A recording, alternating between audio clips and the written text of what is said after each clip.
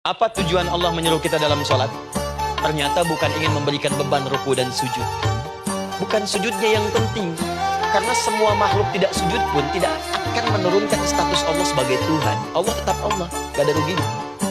Yang rugi kita, ternyata ketika disuruh sujud, disuruh ruku itu, ternyata yang ditunggu itu bukan ruku sujudnya. Allah nunggu, punya masalah apa? Mau minta apa?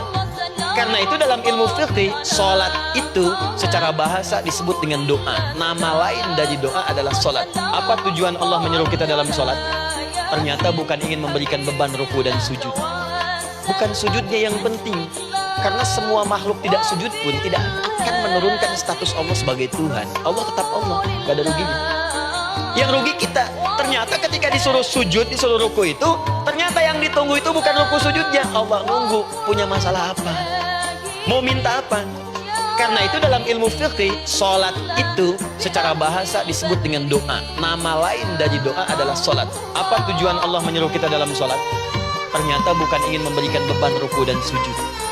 Bukan sujudnya yang penting, karena semua makhluk tidak sujud pun tidak akan menurunkan status Allah sebagai Tuhan. Allah tetap Allah, gak ada ruginya. Yang rugi kita, ternyata ketika disuruh sujud, disuruh ruku itu, ternyata yang ditunggu itu bukan ruku sujudnya. Allah nunggu, punya masalah apa? Mau minta apa? Karena itu dalam ilmu fikih, sholat itu secara bahasa disebut dengan doa. Nama lain dari doa adalah sholat. Apa tujuan Allah menyuruh kita dalam sholat? Ternyata bukan ingin memberikan beban ruku dan sujud.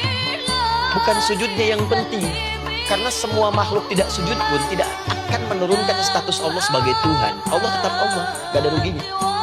Yang rugi kita, ternyata ketika disuruh sujud, disuruh ruku itu, ternyata yang ditunggu itu bukan ruku sujudnya. Allah nunggu, punya masalah apa? Mau minta apa? Karena itu dalam ilmu fikih, sholat itu secara bahasa disebut dengan doa. Nama lain dari doa adalah sholat. Apa tujuan Allah menyuruh kita dalam sholat? Ternyata bukan ingin memberikan beban ruku dan sujud. Bukan sujudnya yang penting, karena semua makhluk tidak sujud pun tidak akan menurunkan status Allah sebagai Tuhan. Allah tetap Allah, gak ada ruginya. Yang rugi kita, ternyata ketika disuruh sujud, disuruh ruku itu, ternyata yang ditunggu itu bukan ruku sujudnya. Allah nunggu, punya masalah apa? Mau minta apa? Karena itu dalam ilmu fikih, sholat itu secara bahasa disebut dengan doa. Nama lain dari doa adalah sholat. Apa tujuan Allah menyuruh kita dalam sholat?